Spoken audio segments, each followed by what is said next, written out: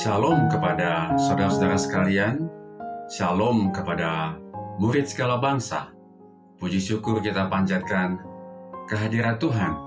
Oleh karena kasih sayang dan kebaikannya semata-mata, kita pada saat ini dimampukan dan kita bisa bertemu kembali di dalam seri pelajaran Alkitab mingguan. Pada saat ini kita telah memasuki seri pelajaran Alkitab minggu yang ke-10 dengan judul Sempurna dalam Kristus. Baik saudara-saudara, sebelum kita memulai pelajaran pada saat ini, mari kita satukan hati dan pikiran kita dalam suasana surgawi, dan kita mengundang kehadiran Tuhan melalui penyertaan Roh Kudus yang hadir di dalam pelajaran pada saat ini, sehingga kita dimampukan untuk mengerti, memahami, terlebih melakukannya dalam kehidupan kita, mengabarkannya, dan kita menjadi terang dan menuntun banyak orang kepada Kristus. Mari kita bersatu di dalam doa. Ya Tuhan, Bapa kami yang bertahta di dalam kerajaan surga, puji syukur ya Tuhan, kami panjatkan kehadirat-Mu oleh karena kebaikan dan kasih sayang Tuhan, penyertaan dan kasih karunia Tuhan yang selalu menyertai kami, umat-umat Tuhan, yang dimeteraikan. Dan pada saat ini, kami mau datang dekat, duduk di kaki-Mu, untuk mendengarkan sabda-Mu, untuk mendengarkan Engkau berbicara kepada kami. Bukalah hati dan pikiran kami, bukalah selubung yang dapat menutupi pikiran kami, sehingga kami tidak mampu mengerti firman-Mu. Ketika Engkau membukakannya, kami dapat mengerti sempurna akan pelajaran pada saat ini yang akan kami pelajari, kami diskusikan. Dan biarlah ketika firman ini dibagikan kepada kami dimampukan untuk mengerti dan memahami dan melakukannya dalam kehidupan kami sehari-hari. Sehingga banyak jiwa-jiwa yang dituntun untuk datang dekat kepadamu ya Tuhan. Dan biarlah Engkau membantu ketika pelajaran ini dibagikan, biarlah melalui keajaiban dan penyertaan Tuhan ini boleh sampai kepada umat-umat Tuhan yang rindu untuk mempelajari firman-Mu, dan kami semakin dipersiapkan untuk menantikan kedatangan-Mu yang kedua kali. Terima kasih ya Tuhan, bersama dengan kami, Roh Kudus-Mu yang memimpin dan membimbing kami selama jam pelajaran ini. Di dalam nama Yesus kami berdoa dan mengucap syukur. Amin. Baik saudara-saudara, pada saat ini kita tidak terasa sudah sampai kepada pelajaran yang ke-10 dengan judul Sempurna dalam Kristus. Baik, untuk ayat inti atau ayat hafalan pelajaran kita pada saat ini diambil dari Kolose 2 ayat 16 dan 17. Firman bersabda, "Karena itu, janganlah kamu biarkan orang menghukum kamu mengenai makanan dan minuman, atau mengenai hari raya, bulan baru, ataupun hari Sabat. Semuanya ini hanyalah bayangan dari apa yang harus datang, sedang wujudnya ialah Kristus." Sempurna di dalam Kristus. Pernahkah Anda ditanya, mengapa Anda memelihara hari Sabat? Bahkan, ayat hafalan pekan ini digunakan sebagai bukti untuk menentangnya. Namun, ayat tersebut sebenarnya ditulis bukan mengenai perintah keempat, melainkan sebagai tanggapan terhadap kesalahan yang diajarkan oleh beberapa guru palsu di dalam gereja. Apa saja kesalahan tersebut? Pertama, ajaran sesat itu digambarkan sebagai filsafat, tradisi manusia, roh-roh dunia, dan yang tidak menurut Kristus. Kolose 2 ayat 8. Hal itu juga melibatkan sunat dan pemeliharaan hari-hari raya Yahudi. Kolose 2 ayat 11 dan ayat 16.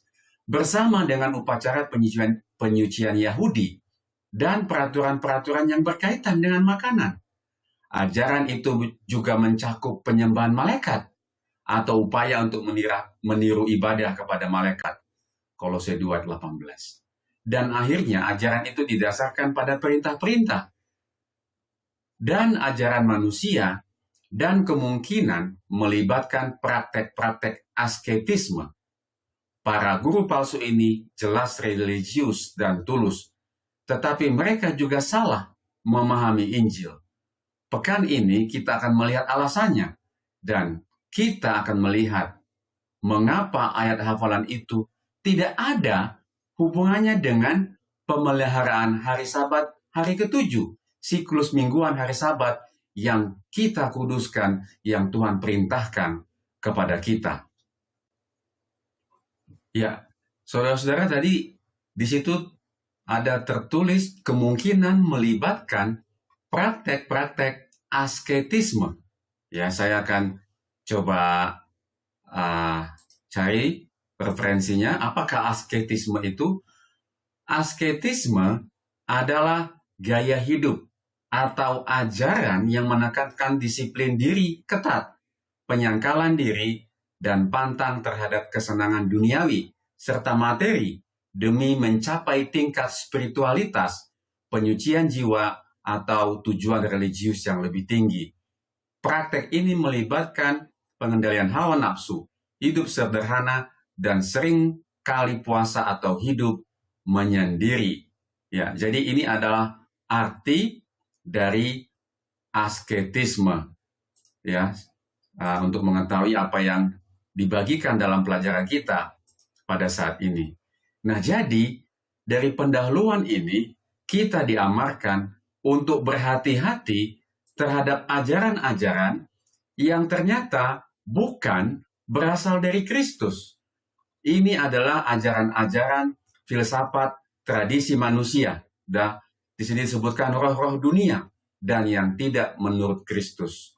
Dan ini juga mengenai sunat dan pemeliharaan hari-hari raya Yahudi, ya, penyucian Yahudi, dan peraturan-peraturan yang berkaitan dengan makanan, bahkan mencakup penyembahan malaikat, yang semuanya ini diajarkan oleh beberapa guru palsu di dalam gereja. Nah, saudara-saudara, dan ayat ini sering sekali digunakan untuk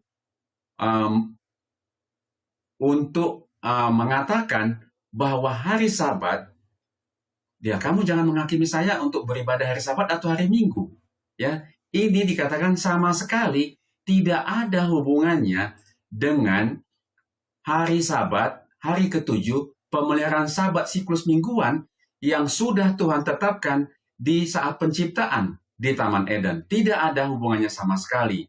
Ya, jadi bahkan kalau kita baca ayat Kolose 2 ayat 16, 17 dan 18, hari Sabat yang dimaksud di situ adalah hari Sabat perayaan yang berhubungan dengan kematian Yesus Kristus. Jadi sudah digenapkan di kematian Yesus Kristus. Makanya disebutkan di situ adalah sedang wujudnya ialah Kristus, digenapi ketika Yesus mati di kayu salib. Jadi ini mengenai hari-hari Sabat perayaan, bukan hari Sabat siklus mingguan, hari yang Tuhan perintahkan kepada kita untuk dikuduskan. Ya, jadi bahkan di dalam bahasa Inggrisnya, kalau saudara lihat di Kolose 2, 16 dan 17 dan 18, Sabat di situ adalah dalam bentuk jamak. Ya, jadi itu adalah hari-hari raya Sabat perayaan, bukan dalam bentuk tunggal yang dimaksudkan untuk hari yang ke-7. Ya, nah pelajaran ini bagi saudara-saudara, kalau saudara ikuti, terutama bagi orang-orang yang belum memahami atau sepaham dengan bahwa hari Sabat itu adalah hari yang dikuduskan Tuhan, dan itulah yang diperintahkan kepada kita untuk berbakti secara khusus, walaupun hari-hari lain juga kita boleh berbakti, tetapi hari yang dikuduskan adalah hari Sabat. Saudara-saudara boleh ikuti pelajaran ini, dan pelajaran ini sangat bagus, dan saudara akan mengerti sepenuhnya, karena semua pelajaran ini akan dibukakan semuanya dari Alkitab sebagai landasan iman dalam kehidupan kita, umat-umat Tuhan. Baik, ini adalah bagian pendahuluan, dan kita akan memasuki pelajaran berikutnya, yaitu pelajaran hari Minggu. Pelajaran hari Minggu, judulnya adalah Hikmat dan Pengetahuan Allah. Ayub bertanya, tetapi di mana hikmat dapat diperoleh? Di mana tempat akal budi? Ayub 28 ayat 12. Paulus menjawab, di dalam Kristus.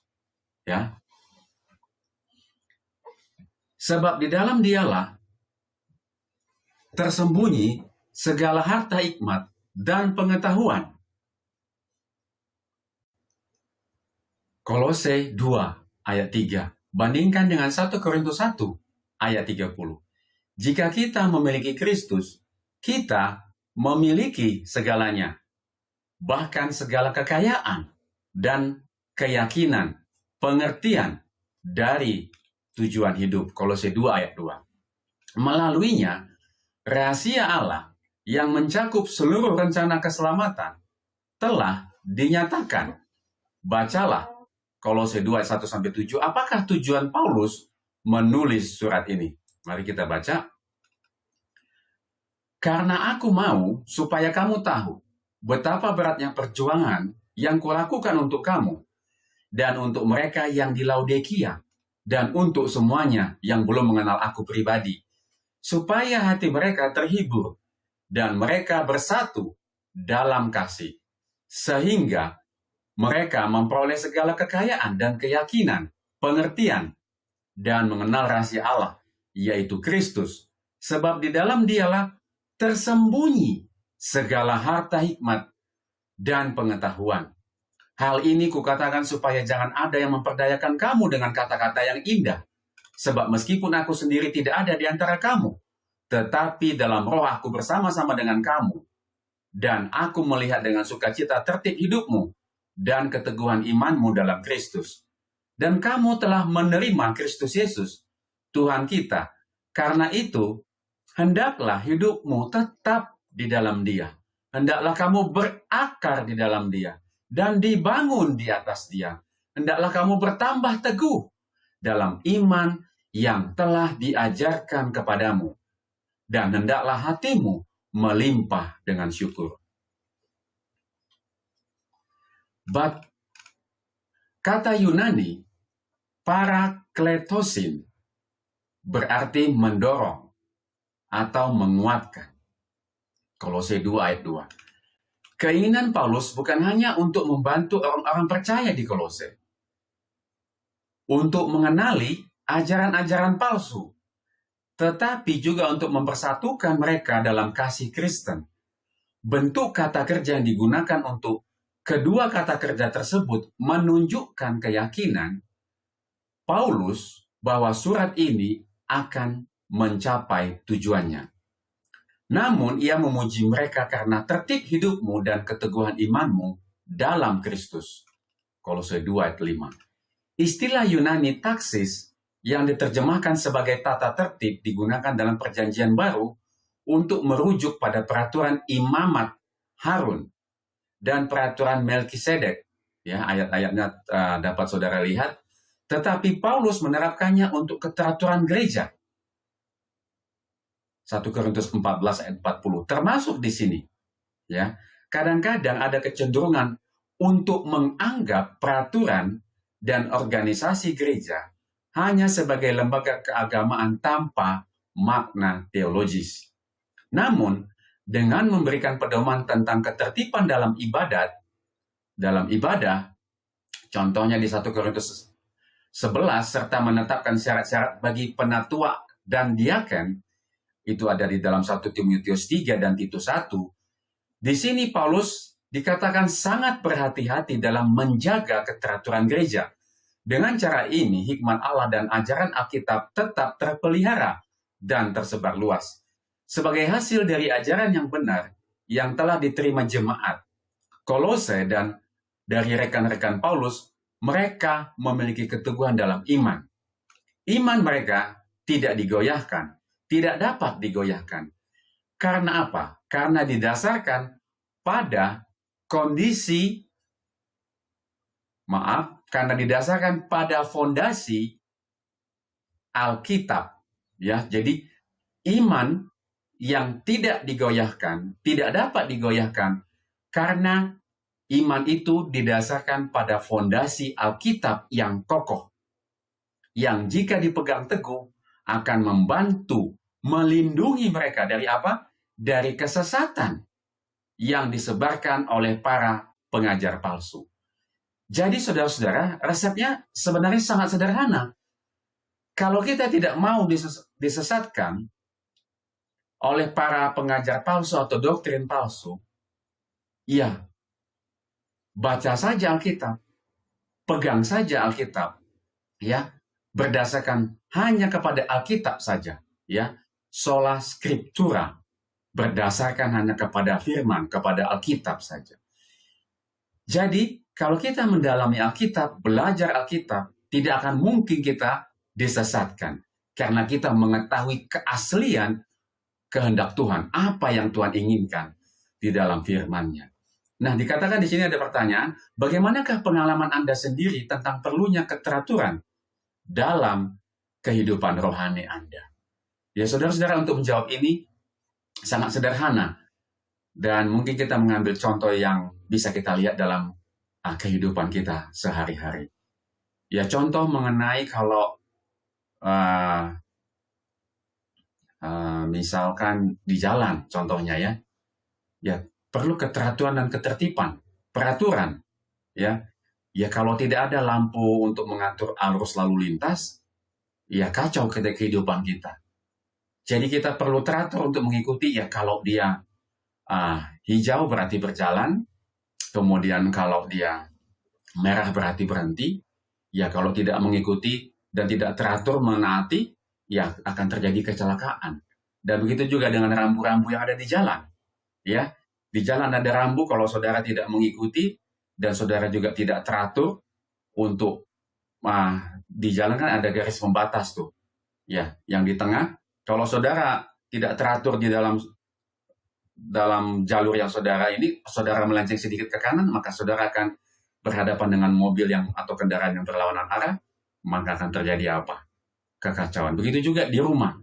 Ya, ini yang sering sekali menjadi ujian.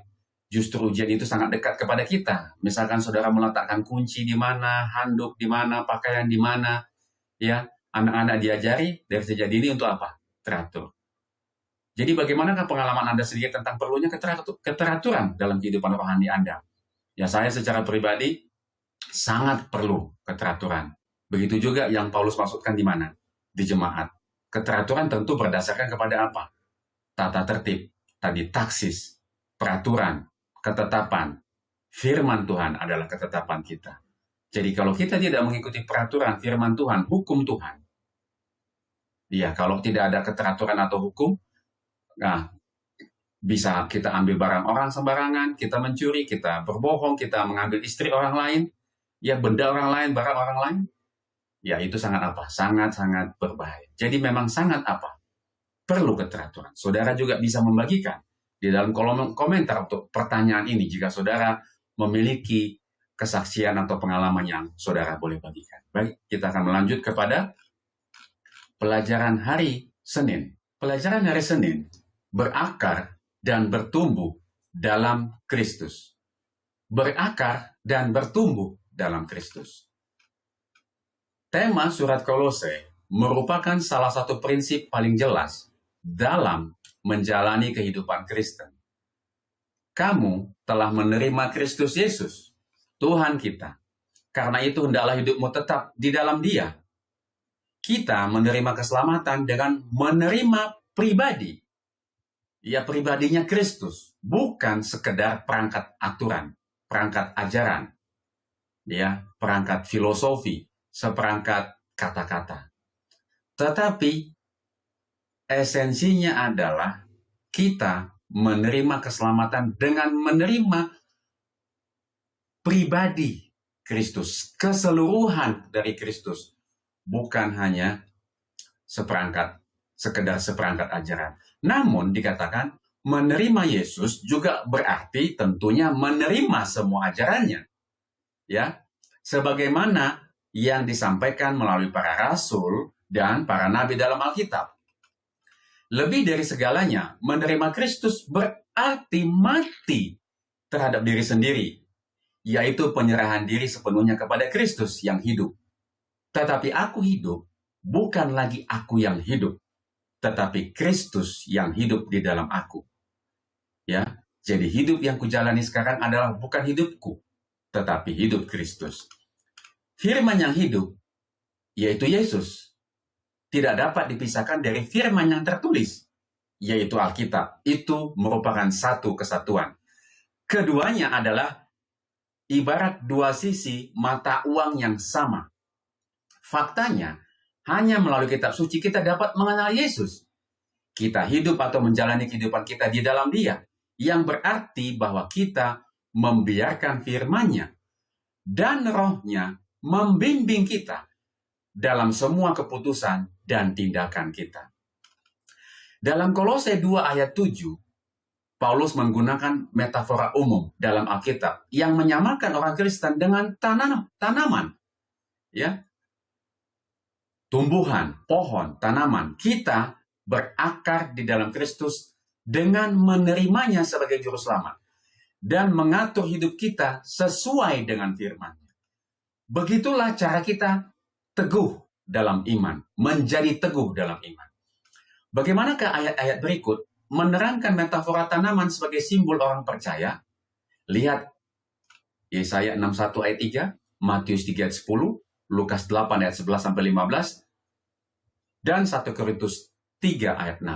Mari kita baca. Yesaya 61 ayat 3. Untuk mengaruniakan kepada mereka perhiasan kepala ganti abu, minyak untuk pesta ganti kain kabung, nyanyian puji-pujian ganti semangat yang pudar, supaya orang menyebutkan mereka pohon terbantin kebenaran, tanaman Tuhan untuk memperlihatkan keagungannya. Matius 3:10, kapak sudah tersedia pada akar pohon, dan setiap pohon yang tidak menghasilkan buah yang baik pasti ditebang dan dibuang ke dalam api. Lukas 8 ayat 11-15. Inilah arti perumpamaan itu. Benih itu ialah firman Allah. Yang jatuh di pinggir jalan itu ialah orang yang telah mendengarnya.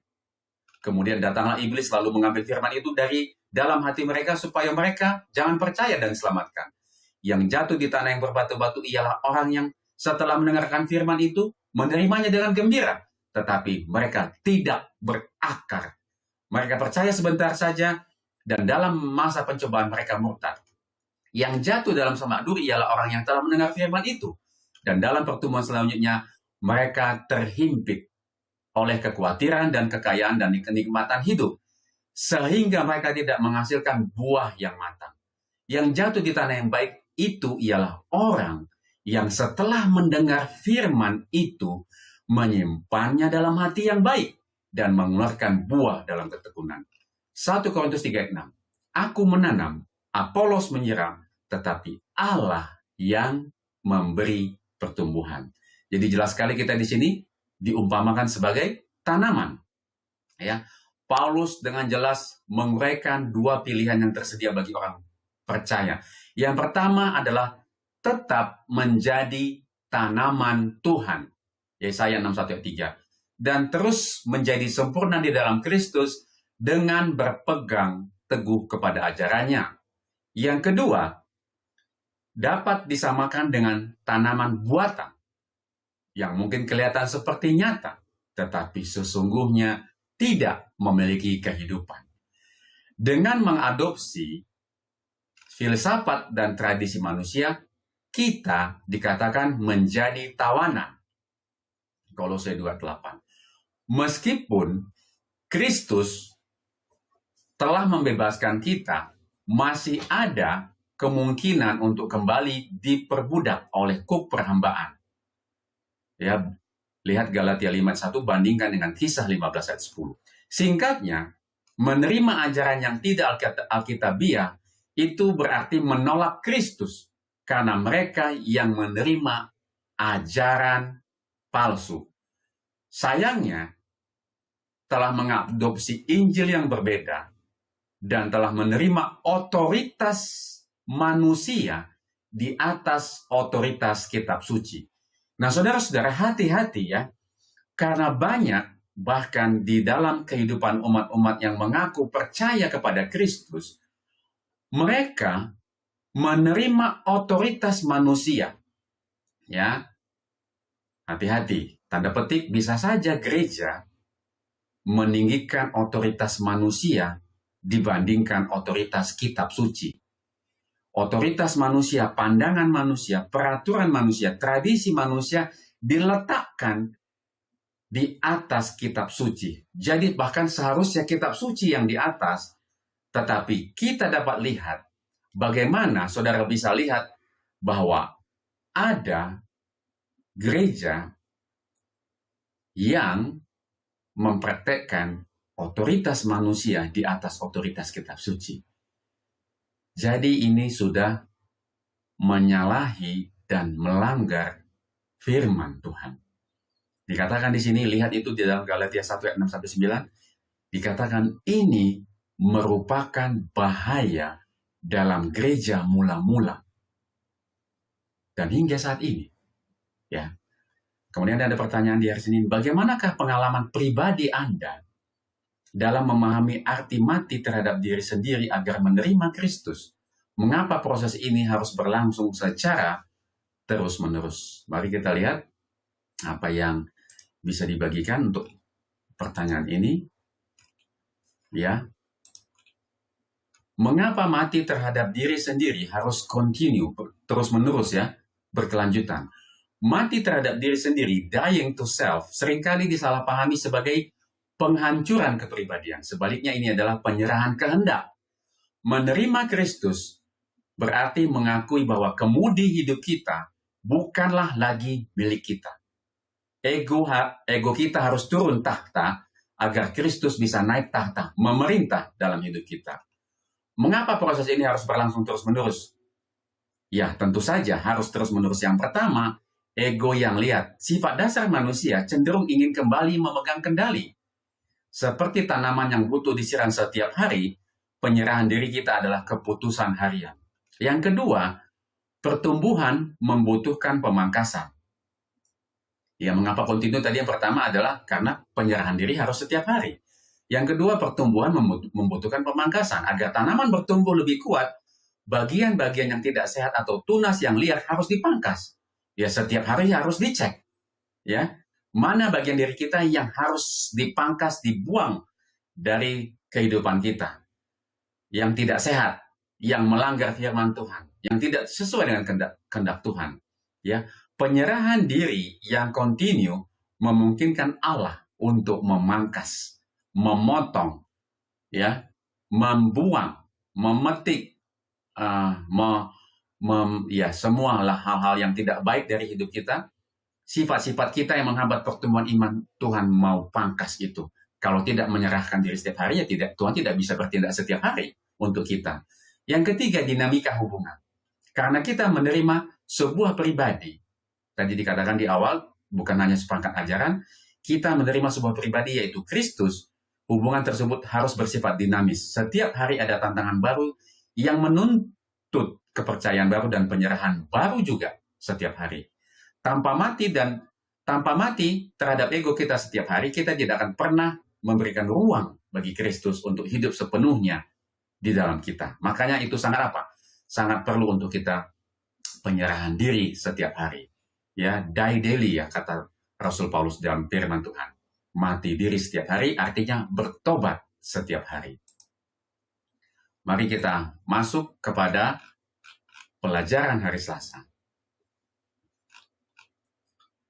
Pelajaran hari Selasa dipakukan pada kayu salib. Ya. Bacalah Kolose 2 ayat 11-15. Apakah masalah yang tampaknya sedang dilawan oleh Paulus di sini? Masalah apakah yang tampaknya sedang dilawan oleh Paulus di sini? Mari kita baca. Di dalam Dia kamu telah disunat, bukan dengan sunat yang dilakukan oleh manusia, tetapi dengan sunat Kristus yang terdiri dari penanggalan akan tubuh yang berdosa. Karena dengan Dia kamu dikuburkan dalam baptisan, dan di dalam Dia kamu juga turut dibangkitkan, juga oleh kepercayaanmu kepada kerja kuasa Allah yang telah membangkitkan Dia dari orang mati. Kamu juga, meskipun dahulu mati oleh pelanggaranmu dan karena tidak disunat secara lahiriah, telah dihidupkan Allah bersama-sama dengan Dia, sesudah Ia mengampuni segala pelanggaran kita. dengan menghapuskan surat hutang yang oleh ketentuan-ketentuan hukum mendakwa dan mengancam kita. Dan itu ditiadakannya dengan memakukan pada kayu salib. Ingat, lihat saudara-saudara dari ayat ini. Kolose 2 ayat 14. Yang dipakukan di kayu salib adalah surat hutang. Bukan 10 hukum. Bukan juga hukum hari Sabat. Ya, surat hutang, yaitu ketentuan dakwaan kepada kita yang mengancam kita, yang mengatakan kita harus mati oleh karena dosa. Maut mengancam kita.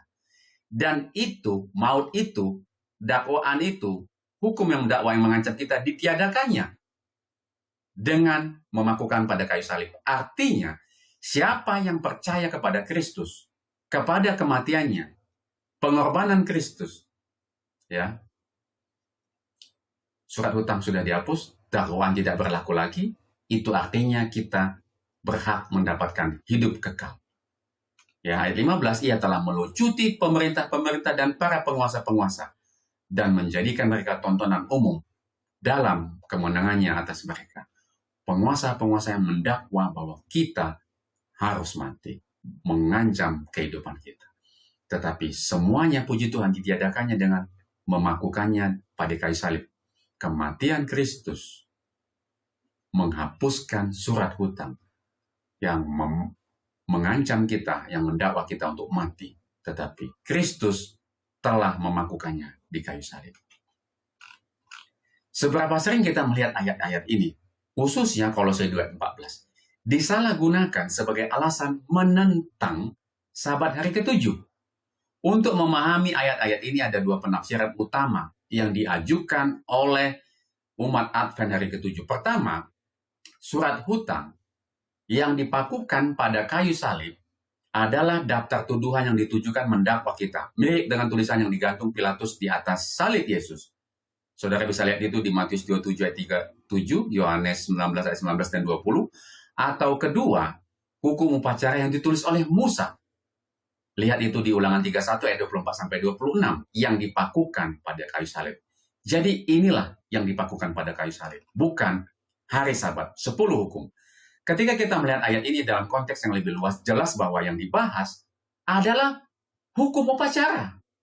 Ya, Paulus juga merujuk pada sunat yang bukan dilakukan oleh manusia, yaitu sunat hati. Bandingkan dengan Ulangan 30:16 yang tampaknya dibedakan dengan sunat daging.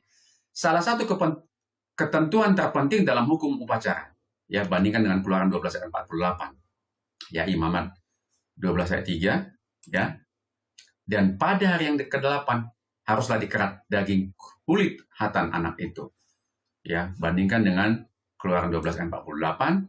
Tetapi apabila seorang asing telah menetap padamu dan mau merayakan Paskah bagi Tuhan, maka setiap laki-laki yang bersama dengan dia wajiblah disunat. Barulah ia boleh mendekat untuk merayakannya. Ia dianggap sebagai orang asli, tetapi tidak seorang pun yang disunat boleh memakannya. Paulus kemudian menghubungkan perubahan dari dalam hati, menanggalkan tubuh yang berdosa dengan baptisan selam. Dalam baptisan ini, kita mengambil bagian dalam kematian dan kebangkitan Kristus. Pengalaman pertobatan ini kemudian disamakan dengan keadaan mati dalam pelanggaran dan telah dihidupkan bersama Kristus yang telah mengampuni segala pelanggaran kita. Kata ketentuan-ketentuan hukum dalam Kolose 2:14 mengacu pada keputusan hukum, baik yang bersifat sekuler ataupun gerejawi. Satu-satunya penggunaan lain dari kata Yunani ini dalam tulisan Paulus mengacu pada hukum upacara antara orang Yahudi dan bukan Yahudi. Ya, tadi seperti yang dibaca di Keluaran 12 ayat 48 dan Imamat 12 ayat 3, salah satu contohnya. Ya. Jadi mengacu pada hukum upacara. Saudara-saudara, hati-hati, perhatikan, ya. Saudara tetap ikuti pelajaran ini karena Paulus telah membahas pengampunan dosa dan perubahan dari dalam hati yang disimbolkan melalui baptisan. Kecil kemungkinan ia akan kembali ke topik yang sama dengan metafora yang berbeda yang digunakan di bagian lain dalam kitab suci.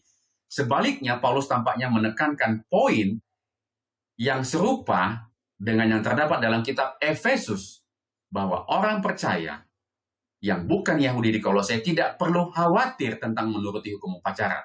Saudara perhatikan, ini adalah mengenai hukum upacara, termasuk sunat, maupun tentang hukum penyucian yang menyertainya.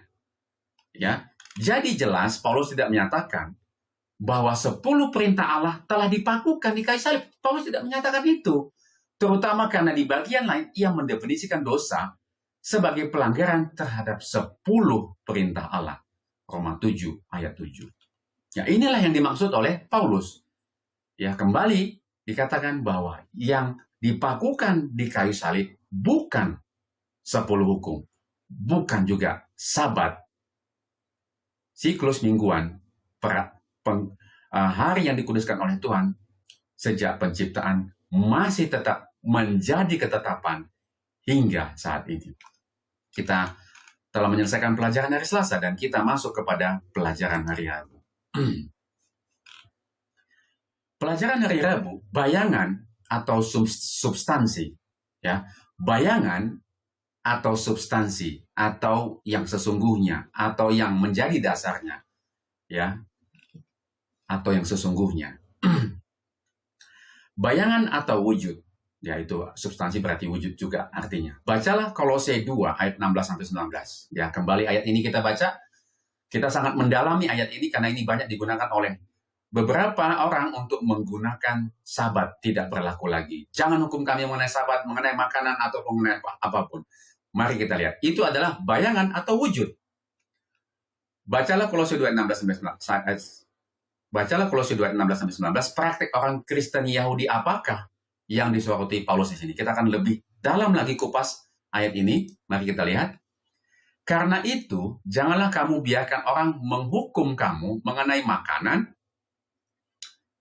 dan minuman, atau mengenai hari raya, bulan baru, ataupun hari Sabat. Di dalam bahasa Inggris, saudara bisa lihat di King James Version, di situ kata Sabat jamak, ya, artinya hari-hari Sabat, hari-hari perayaan hari Sabat. Semuanya ini dikatakan hanyalah bayangan dari apa yang harus datang. Sedang wujudnya ialah Kristus. Wujudnya. Ya. Janganlah kamu biarkan kemenanganmu digagalkan oleh orang yang pura-pura merendahkan diri dan beribadah kepada malaikat, serta berkanjang pada penglihatan-penglihatan dan tanpa alasan membesarkan diri oleh pikirannya yang duniawi. Ya, saya coba ambil apa arti kata berkanjang. Ya, saudara bisa untuk memahami. Tadi ada berkanjang, itu bertekun, bertahan, menetap, atau rajin melakukan sesuatu secara terus-menerus. Ya, supaya kita dapat memahami ayat tadi dengan lebih sempurna. Ya, berkanjang. Janganlah kamu biarkan kemenanganmu digagalkan oleh orang-orang yang berpura-pura merendahkan diri dan beribadah kepada malaikat, serta berkanjang, tekun, terus-menerus, ya, pada penglihatan-penglihatan dan tanpa alasan membesarkan diri oleh pikirannya yang duniawi, ya. Sedang ia tidak berpegang teguh kepada kepala, yaitu Kristus, dari mana seluruh tubuh yang ditunjang dan diikat menjadi satu oleh urat-urat dan sendi-sendi menerima pertumbuhan ilahinya. Jadi hati-hati dengan orang-orang yang berpegang teguh tetapi tidak kepada kepala, tidak berdasarkan kepada Kristus atau kepada firman Tuhan. Kita harusnya berpegang teguh karena kita adalah jemaat tubuh. Kita adalah tubuh, sebagai tubuh dikatakan jemaat adalah sebagai tubuh. Kita harus berpatokan kepada kepala karena kepala yang mengontrol semua tubuh, yaitu harus berdasar kepada pemikiran Kristus, itu maksudnya. Hingga hari ini para sarjana tidak sepakat tentang apa sebenarnya masalah yang dibahas oleh Paulus di sini.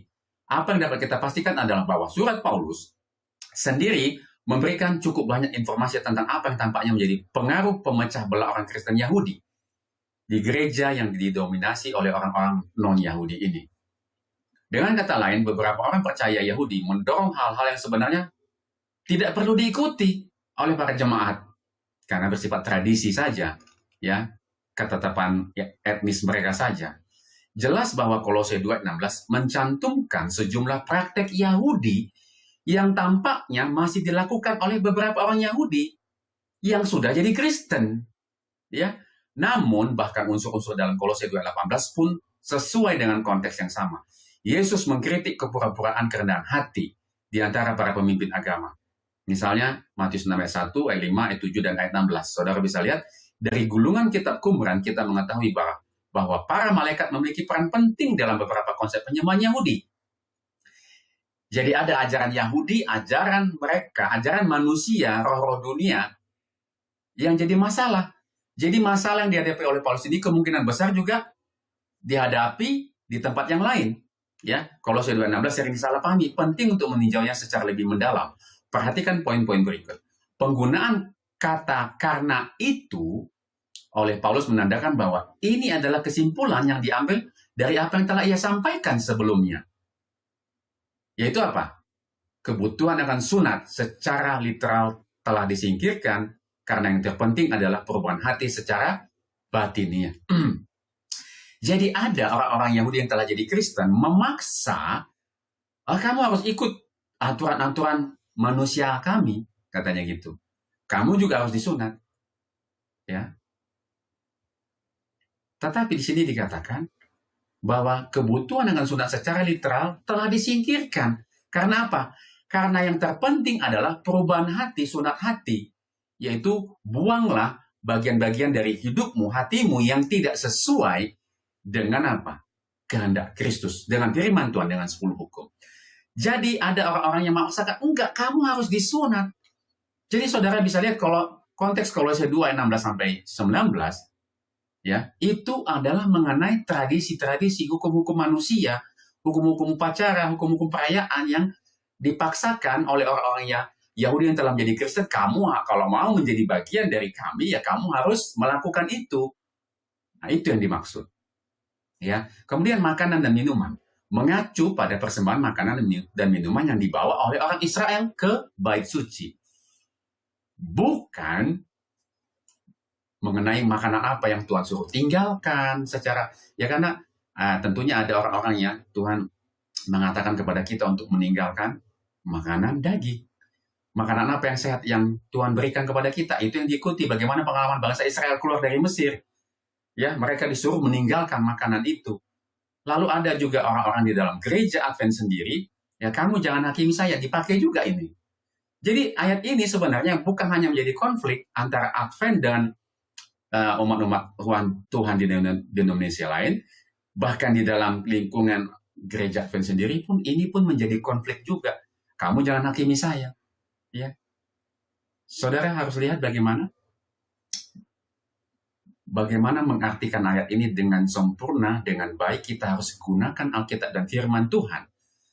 Jadi jangan dipakai ayat ini juga untuk itu. Kamu jangan, ya walaupun kita memang tidak boleh ya menghakimi tentunya orang lain dengan sembarangan, tetapi ingat konteksnya, lihat apa maknanya. Ya, jadi ayat ini juga menjadi konflik juga, atau yang sering juga digunakan jadi senjata untuk membenarkan diri sendiri, bukan untuk mencari kebenaran di dalam gereja Advent sendiri. Ya, penyebutan secara khusus hari raya atau bulan baru atau hari Sabat, Kolose 2:16 tampaknya merujuk pada Hosea 2 ayat 11.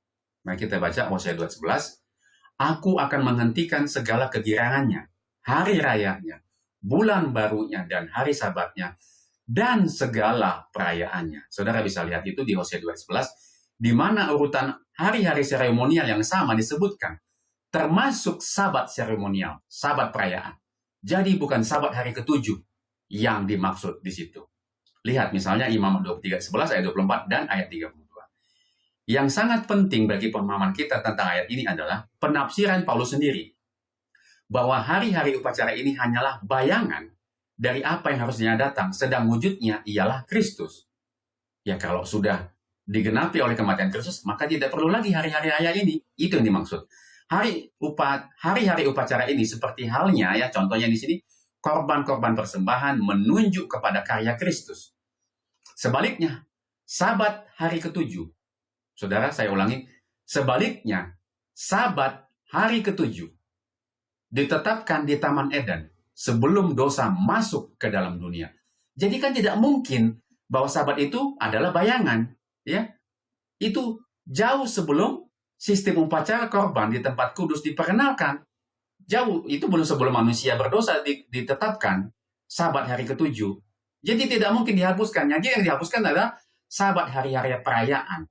Karena manusia jatuh ke dalam dosa, diadakanlah hari-hari Sabat perayaan untuk menunjuk orang kepada kedatangan Kristus ketika dia mati di kayu salib, datang ke dunia ini. Itulah yang dimaksud. Tetapi sebaliknya, Sabat hari ketujuh ditetapkan di Taman Eden sebelum dosa masuk ke dalam dunia. Dan jauh sebelum sistem upacara korban di tempat kudus diperkenalkan. Karena itu, Sabat mingguan bukanlah bayangan yang harus dihapus setelah salib. Sungguh luar biasa sekali panggilan yang diberikan firman Tuhan kepada saudara, kepada saya, kepada kita semua yang masih mencari-cari cara untuk membenarkan diri, mengatakan Sabat hari ketujuh sudah tidak berlaku lagi. Hati-hati saudara-saudara, ya.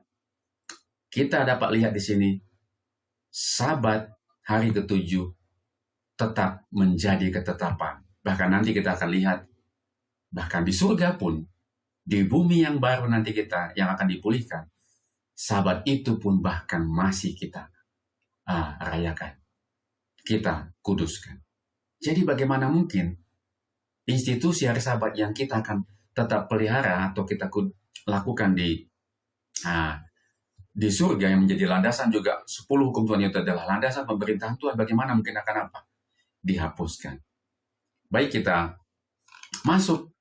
Di sini ada pertanyaan. Meskipun Sabat hari ketujuh tidak menjadi permasalahan dalam konteks ini, bagaimana Anda dapat menerapkan nasihat Paulus untuk tidak menghakimi orang lain? Ya memang bukan Sabat hari ketujuh yang dimasukkan di sini, tapi tetap tadi saya sudah singgung, kita juga tidak bisa menghakimi orang lain juga dengan sembarangan. Tetap bahwa firman Tuhan sendiri akan menjadi hakim bagi kita. Biarkan firman Tuhan yang kita bagikan, dan ketika firman ini juga dibagikan mengenai hari Sabat hari ketujuh tetap menjadi ketetapan yang seperti yang saya ucapkan tadi, biarlah firman itu Kristus sendiri yang menjadi hakim. Kita tetap hanya boleh membagikan, mengabarkannya, kita mendoakannya, dan biarlah mereka bergumul dengan firman Tuhan itu sendiri. Ya, baik, kita melangkah kepada hari Kamis. Hari Kamis, perintah-perintah manusia. Bacalah Kolose 2:20-23. Bagaimanakah Anda memahami nasihat Paulus dalam terang unsur-unsur lain yang dibahas dalam pasal ini? Kolose 2:20-23. Apabila kamu telah mati bersama-sama dengan Kristus dan bebas dari roh-roh dunia, mengapakah kamu menaklukkan dirimu pada rupa-rupa peraturan? Seolah-olah kamu masih hidup di dunia. Jangan jamak ini, jangan kecap itu, jangan sentuh ini. Semuanya itu hanya mengenai barang yang binasa oleh pemakaian dan hanya menurut perintah-perintah dan ajaran-ajaran manusia. Peraturan-peraturan ini walaupun nampaknya penuh hikmat dengan ibadah buatan sendiri, seperti merendahkan diri, menyiksa diri, tidak ada gunanya selain untuk memuaskan hidup duniawi. Jadi saudara-saudara, kalau saudara perhatikan, ya saudara, saya boleh sarankan juga untuk melihat tayangan WhatsApp Proof ya dari Class of Mind, Walter Veith dan Martin Smith. Ada, saudara kalau ikutin pelajaran-pelajaran yang mereka bagikan ya sangat bagus, bahwa ada memang gereja yang menekankan kepada ayat 23 ini. Peraturan-peraturan ini walaupun nampaknya penuh hikmat, buatan ibadah buatan sendiri, merendahkan diri ya, menyiksa diri. Ada agama yang atau denominasi lain yang menekankan untuk menyiksa diri, merasakan bagaimana penderitaan itu, kita harus sama seperti Kristus dalam penderitaan yang tentunya nggak sesuai atau menyimpang dengan firman Tuhan. Ya, di sini saudara bisa ikuti di situ yang mengikuti ajaran-ajaran yang tidak sesuai dengan Alkitab. Untuk di sini dikatakan untuk memuaskan hidup duniawi, ya. Jadi ada denominasi lainnya, ya. Karena ini kan saudara kita baca kan ini kan ada ayat-ayat ini kan saudara pikir hanya terjadi di zaman Rasul Paulus atau di zaman kehidupan bangsa umat-umat yang dahulu, ya. Tetapi ternyata ayat ini applicable dan bahkan sampai sekarang pun ada yang melakukan hal ini. Dengan merasakan seperti merendahkan diri, ya, menyiksa diri, ya. Ternyata ini hanya untuk memuaskan apa hidup dunia. Saudara bisa lihat itu, ikuti tayangan-tayangannya. Banyak sekali contoh-contoh yang dibagikan, dan kita bisa lihat bahwa ini tidak sesuai dengan apa, dengan Alkitab, dengan firman Tuhan. Sebagaimana dalam suratnya kepada jemaat di Galatia, Paulus menunjukkan kekhawatiran akan pemeliharaan upacara-upacara Yahudi sebagai roh-roh dunia. Ya, dengan kata lain, seperti halnya bait suci duniawi, hal-hal ini termasuk dalam ranah duniawi. Sedangkan kewarganegaraan kita ada di surga. Kita tidak perlu terbebani oleh hukum-hukum upacara karena itu hanya merupakan bayangan dari apa yang kini kita nikmati dalam Kristus. Artinya meskipun awalnya diberikan oleh Allah, ketetapan-ketetapan ini setelah memenuhi tujuannya tidak diperlukan lagi. Karena semua peraturan ini telah dihapuskan di kayu salib. Sebagaimana yang ditunjukkan oleh tindakan Tuhan yang merobek tabir bait suci. Orang Kristen, termasuk orang Yahudi Kristen, tidak lagi terikat pada peraturan-peraturan tersebut. Dengan menurutinya, kita justru akan menyamakan diri kita dengan dunia ini yang sedang lenyap.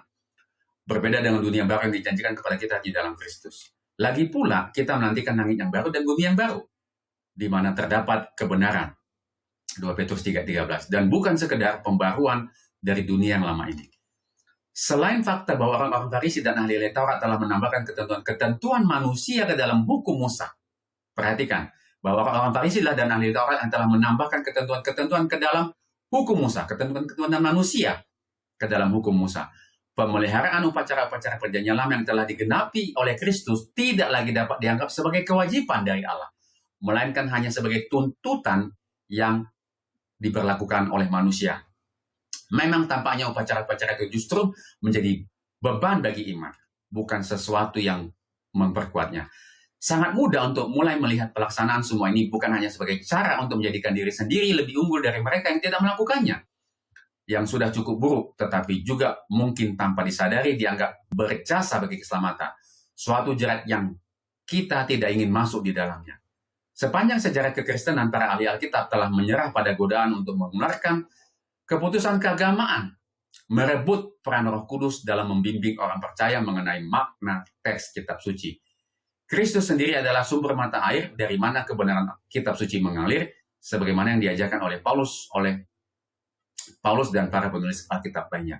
Jadi jangan sampai ada peraturan gereja, keputusan keagamaan yang justru merebut peran Roh Kudus.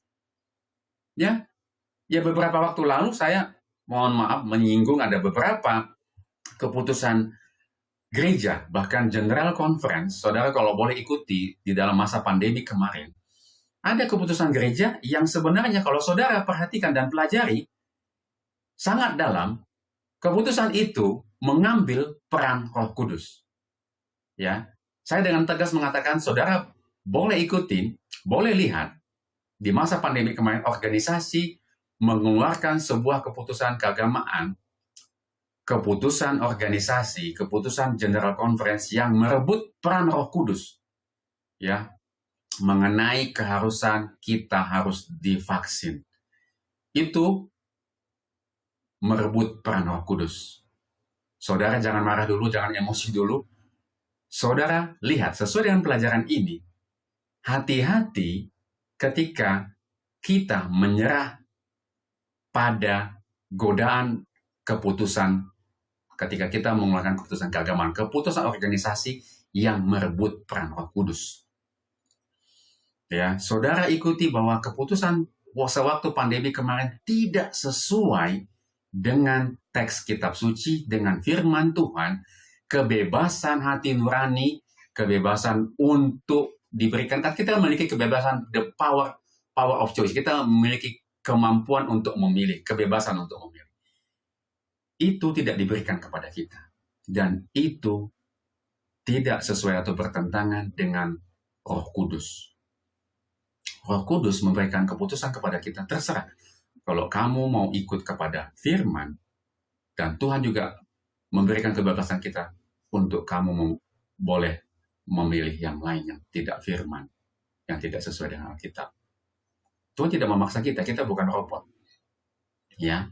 Dan ingat, segala keputusan keagamaan, segala keputusan organisasi, saudara lihat yang warna kuning, Kristus sendirilah sumber mata air dari kebenaran Alkitab suci itu mengalir sebagaimana yang diajarkan oleh Paulus dan para penulis Alkitab lainnya. Jadi harus berdasarkan kepada, ya, jangan mau ditekan oleh pemerintahan duniawi. Ya, kemarin waktu pandemi kita ditekan oleh pemerintahan duniawi, jadi organisasi melakukan keputusan yang merebut peran Roh Kudus oleh karena adanya keterikatan duniawi.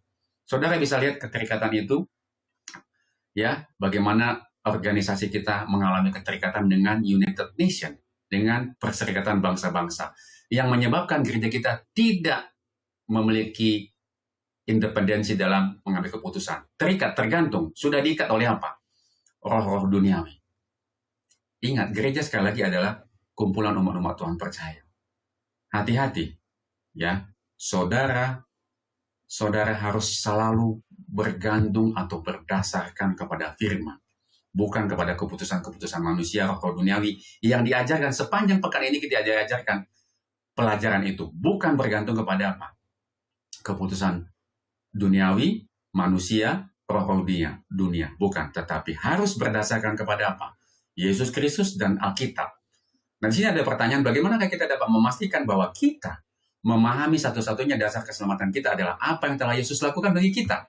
Di luar diri kita, menggantikan kita tanpa memedulikan apapun yang Dia lakukan dalam diri kita.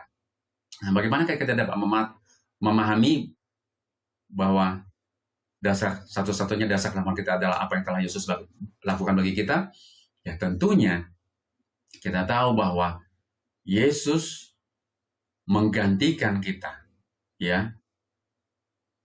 Keselamatan telah diberikan kepada kita. Jadi di luar dari Kristus tidak ada keselamatan. Dan ini harus kita pahami bahwa Dialah satu-satunya keselamatan kita. Oleh sebab itu, ketika kita memahami bahwa satu-satunya dasar keselamatan kita adalah apa yang Yesus lakukan bagi kita, maka kita, ketika kita memahami ini, kita harus menjangkau orang lain, ya, untuk memperkenalkan kepada mereka satu-satunya keselamatan itu adalah di dalam Kristus. Dan ini tidak mudah, membutuhkan kuasa dan kekuatan yang kita butuhkan dari siapa? Dari Kristus. Jadi, dari pertanyaan ini, ketika kita memahami ini, mari kita bersatu. Mari kita gereja bersatu. Umat-umat Tuhan bersatu. Segala kegiatan yang ada di dalam gereja, semua program gereja, rencana gereja, harus didasarkan pada konteks untuk menjangkau orang supaya mengenal satu-satunya keselamatan, yaitu Yesus Kristus di dalam kehidupan kita pada saat ini. Itulah tugas dan tanggung jawab kita, dan kita pada saat ini telah menyelesaikan pelajaran hari Kamis, dan kita masuk kepada bagian pendalaman di hari Jumat. Ya, di hari Jumat bagian pendalaman.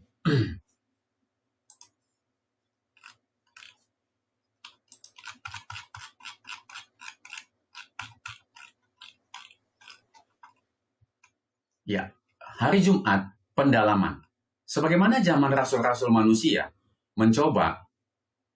sebagaimana pada zaman rasul-rasul manusia mencoba oleh tradisi dan filsafat untuk merusakkan iman dalam kitab suci.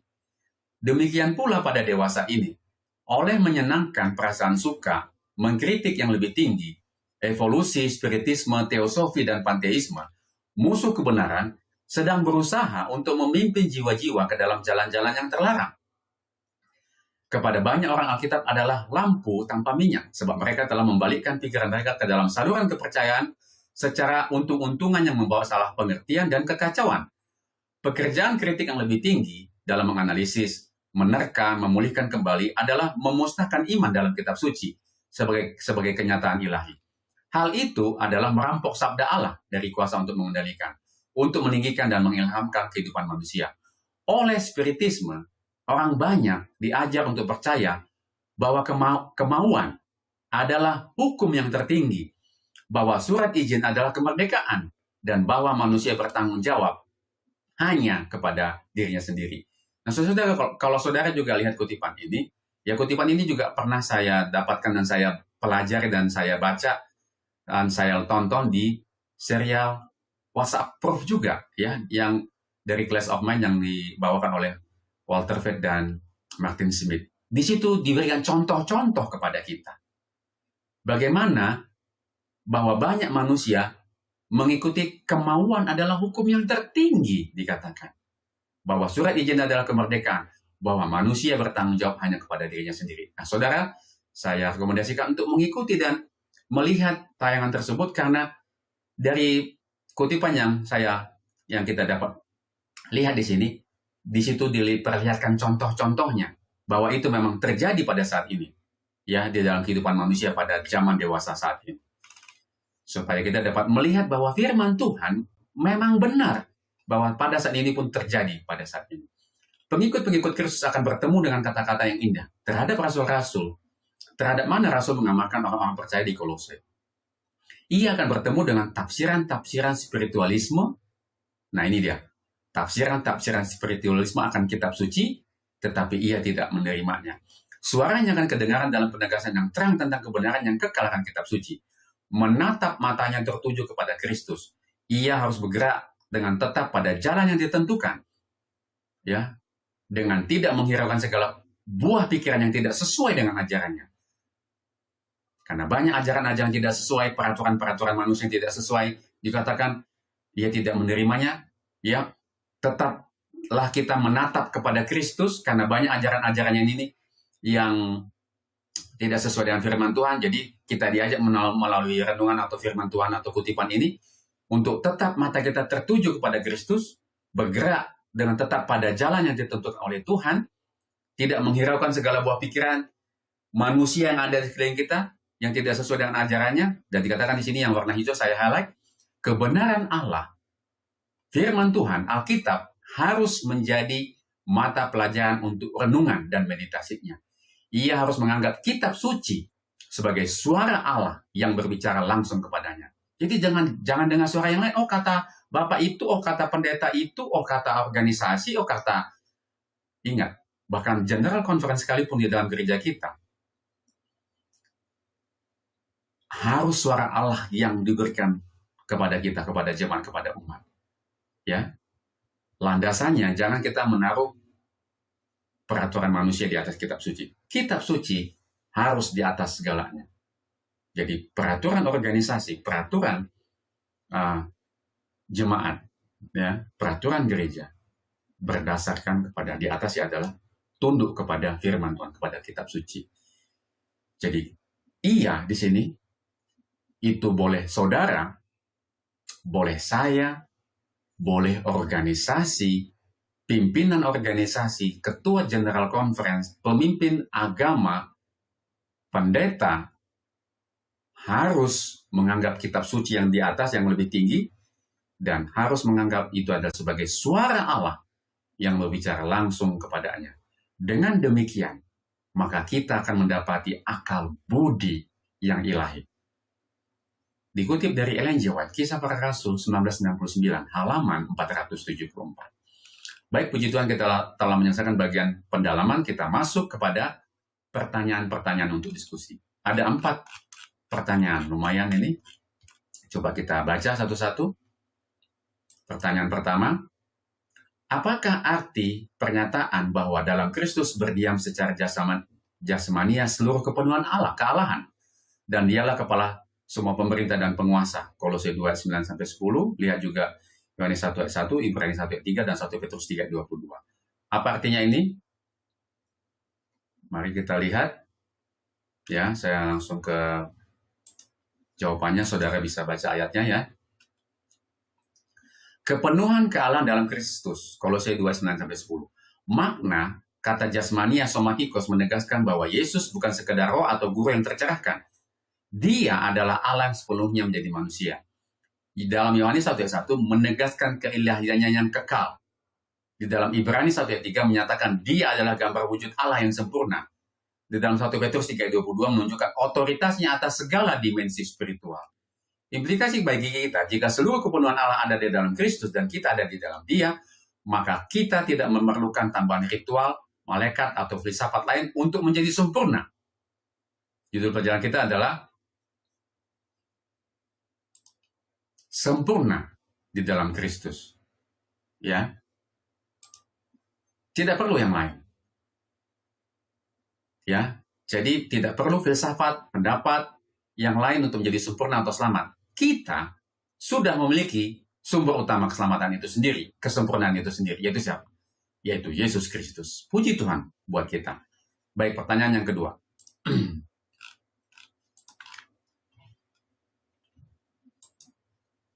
Pertanyaan yang kedua.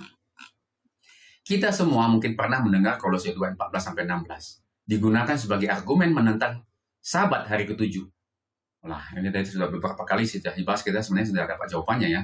Masalah apa lagi yang muncul selain telah dibahas dalam pelajaran pekan ini, ketika ayat-ayatnya digunakan untuk berargumen bahwa kita tidak perlu lagi menaati perintah yang keempat.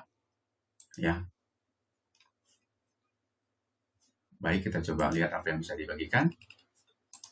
Walaupun tadi sudah jelas ya, lengkap sekali dari pembahasan sepanjang hari tadi, dari hari Sabtu sampai Jumat.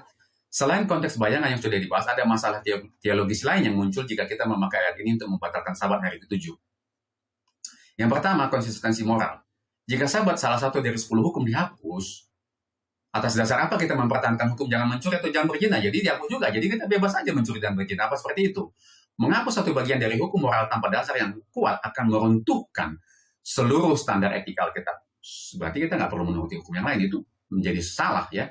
Itu konsistensi moral. Dipertanyakan jadinya. Kemudian akar penciptaan versus akar sinada. Jadi menggunakan ayat ini untuk menjaga Sabat berarti mengabaikan bahwa Sabat yang diberkati sebelum ada dosa, mengabaikan Sabat yang diberkati sebelum ada dosa. Sesuatu yang ada sebelum dosa tidak bisa menjadi bayangan atau solusi atas dosa. Yang nggak mungkin. Kemudian kesaksian masa depan. Di dalam Yesaya 66 ayat 22-23 ini tadi yang saya maksudkan, mencatat bahwa Sabat akan tetap dirayakan di bumi yang baru. Tidak ada akal jika Allah, tidak masuk akal jika Allah menghapusnya di tengah jalan, di kayu salib, lalu menghidupkannya kembali di kekekalan. Ya nggak mungkin ya. Tidak masuk akal. Baik, pertanyaan yang ketiga sekarang. Bagaimana Anda menghadapi mereka yang bersikeras bahwa kita juga harus menaati hukum-hukum upacara, meskipun mungkin ada manfaat rohani atau teologis dalam melaksanakannya. Masalah apakah yang timbul jika kita bersikeras bahwa hukum-hukum itu tetap harus dilaksanakan? Ya, tadi sudah disinggung juga sedikit. Masalahnya yang pertama adalah ya merendahkan pengorbanan Kristus. Ini dapat menjadinya merendahkan pengorbanan Kristus. Ya kalau udah dihapus, kenapa dihidupkan lagi ya? Tidak berlaku lagi, kenapa diperlakukan lagi? Jika kita masih menyunat diri atau merayakan ritual korban secara agamawi demi keselamatan kita secara tidak langsung mengatakan bahwa pengorbanan Kristus sekali salib ya nggak cukup. Ya itu berbahaya, itu merendahkan pengorbanan Kristus. Kemudian, jadi kita jadinya fokus pada bayangan. Itu seperti seseorang yang lebih memilih memeluk bayangan temannya daripada memeluk teman itu sendiri yang berdiri di depannya. Nggak masuk akal. Kemudian legalitas versus bayangan. Ini seringkali menjerat orang dalam rasa bangga rohani. Karena merasa lebih alkitabiah atau suci dari orang lain. Yang justru bertentangan dengan kasih Kristus. Ya, itu dia. Kemudian yang terakhir, yang keempat. Ellen G. White menulis bahwa kita harus menempatkan Alkitab sebagai suara Allah yang berbicara langsung kepada kita. Tadi ada kutipannya, mengapa kita harus benar-benar waspada terhadap siapapun atau apapun yang dapat melemahkan iman kita pada otoritas atau inspirasi seluruh kitab suci, termasuk bagian-bagian yang mungkin membuat kita merasa tidak nyaman. Anda bisa lihat di sini, ya apa jawabannya ya, atau pembahasan yang bisa saya bagikan. Ya, waspada terhadap pelemahan otoritas Alkitab. Mengapa kita harus waspada terhadap kritik yang meragukan inspirasi Alkitab? Yang pertama, subjektivitas. Jika kita mulai memilih bagian mana yang kita sukai dan mana yang tidak, maka otoritas yang tertinggi bukan lagi pada Allah, melainkan pada perasaan atau logika kita sendiri. Kemudian filter kebenaran. Tanpa otoritas Alkitab yang utuh, kita tidak punya standar untuk menguji roh-roh zaman ini. Yaitu ada evolusi ekstrim, spiritisme, atau filsafat sekuler. Yang ketiga, suara Allah yang langsung. Bagian yang membuat kita tidak nyaman seringkali adalah bagian di mana Tuhan sedang mencoba menegur dan mengubah karakter kita. Menolak bagian tersebut berarti menutup telinga terhadap operasi penyembuhan dari Allah. Wah, ini berbahaya sekali kalau kita tidak lagi mempercayai bahwa Alkitab adalah suara Allah yang langsung berbicara kepada kita. Hati-hati ya, saudara-saudara, jangan melakukannya. Baik, saudara-saudara, kita telah menyelesaikan seluruh rangkaian pelajaran kita pada saat ini, minggu yang 10, pelajaran yang ke-10, sempurna di dalam Kristus. Jadi dari sini saudara juga bisa lihat dari gambar cover pelajaran kita yang saya ambil untuk pelajaran minggu yang 10 ini, pelajaran atau cover gambar ini juga sudah merangkum semua pelajaran sepanjang minggu ini, yang kebanyakan bahwa sempurna di dalam Kristus adalah bahwa mereka tetap memelihara 10 hukum, bukan memelihara tradisi atau pikiran-pikiran manusia. Dan itu artinya kita tetap memelihara hari yang ketujuh, hari Sabat, hari yang ketujuh, bukan hari pertama. Dan sebagai panggilan pada saat ini yang saya mau bagikan kepada saudara-saudara, ya, ini adalah ada 4 slide panggilan yang saya mau bagikan. Sahabat, mungkin selama ini kita lelah mencoba menjadi sempurna dengan kekuatan kita sendiri. Mari kita berhenti sejenak. Ingatlah bahwa surat hutang dosa kita sudah dipaku di salib. Mati terhadap ego kita. Dan biarkan Kristus hidup, yang hidup di dalam kita. Pekan ini, mari kita berkomitmen untuk bukan sekedar menjalankan ritual atau benar-benar berakar dalam kasih, tapi benar-benar berakar dalam kasih. Ya, saya ulangi, pekan ini, mari kita berkomitmen untuk bukan sekedar menjalankan ritual, tapi benar-benar berakar dalam kasih-Nya. Maukah Anda mengundangnya, mengundang Kristus bertahta kembali dalam hidup Anda hari ini? Jangan puas hanya menjadi tanaman buatan yang tampak indah di luar tapi kering di dalam. Mari kita gali akar kita lebih dalam lagi ke dalam firman-Nya. Jika Anda merasa diberkati dengan pelajaran Kolose ini, pelajaran firman Tuhan ini, ya, jika Anda diberkati juga dengan channel YouTube Murid Segala Bangsa, tuliskan di kolom komentar satu janji Tuhan yang membuat Anda merasa merdeka pekan ini. Mari kita saling menguatkan sebagai satu tubuh di dalam Kristus. Dunia mungkin menawarkan ribuan filsafat, tapi hanya di dalam Kristus berdiam seluruh kepenuhan Allah. Mari kita kembali menjadikan Alkitab sebagai suara Allah yang berbicara langsung kepada kita tanpa kompromi. Jangan biarkan bayangan mengalihkan pandanganmu dari sang wujud. Mari kita pegang teguh iman ini sampai Ia datang kembali. Saudara-saudara, saat kita berkumpul belajar, mari kita tidak hanya berbagi teori, tapi berbagi kesaksian. Bagikanlah bagaimana kasih karunia Kristus telah memerdekakan Anda dari beban perintah manusia. Mari kita rayakan Sabat ini sebagai bukti bahwa kita adalah milik surga. Sabat adalah juga meterai Allah. Firman Tuhan katakan kepada kita. Jadi dengan tetap memelihara hari Sabat, hari ketujuh, mengkuduskannya, mengikuti teladan yang sudah ditetapkan di Taman Eden, itu artinya kita dimeteraikan. Dikatakan sini, mari kita rayakan Sabat ini sebagai bukti bahwa kita adalah milik surga, bukan lagi tawanan dunia. Ya, sampai jumpa di kelas Sabat di gereja kita masing-masing. Sempurna di dalam Kristus. Mari kita tutup pelajaran ini, kita satukan kembali hati dan pikiran kita, supaya ketika firman ini ditaburkan di dalam hati saudara-saudara, di dalam pikiran saudara-saudara, di dalam pikiran kita semua, pikiran saya dan saudara, firman ini boleh menjadi benih yang tumbuh subur, berbuah beratus-ratus, beribu-ribu kali lipat, sehingga ini dikatakan tadi kita menjadi tanaman Tuhan, berbuah, dan orang lain dapat melihat buahnya dan menikmati buahnya, dan mereka juga menjadi tanaman Tuhan, dan mereka boleh mengikut Kristus dalam kehidupan mereka. Mari kita bersatu di dalam doa. Ya Tuhan, Bapa kami yang bertahta di dalam kerajaan surga, terima kasih ya Tuhan atas pelajaran sempurna dalam Kristus yang Kau telah bagikan kepada kami.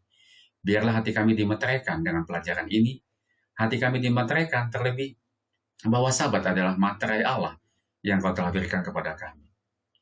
Ada 2 lembaga kudus yang Kau berikan kepada kami, yaitu keluarga dan Sabat. Dan pada saat ini 2 lembaga ini sedang dicabik-cabik oleh dunia. Dan pada saat ini kami diberikan penerangan yang sesungguhnya mengenai Sabat, bahwa itu belum dihapuskan. Biarlah ketika firman ini dibagikan, ketika kami memelihara dan kuduskan hari Sabat, kami dikatakan sempurna di dalam Kristus. Bahwa ketetapan hukum Tuhan, firman Tuhan, yang menjadi esensi dalam pelajaran dan yang kami bahas panjang pekan ini menjadi kekuatan dalam kehidupan kami. Terima kasih ya Tuhan. Engkau memberkati umat-umat Tuhan yang sedang bergumul dengan pelajaran ini. Biarlah mereka juga boleh dikuatkan, boleh datang kepada Kristus. Dan bagi mereka yang sudah mengerti dan memahami, semakin dikuatkan untuk boleh mengabarkannya kepada orang lain.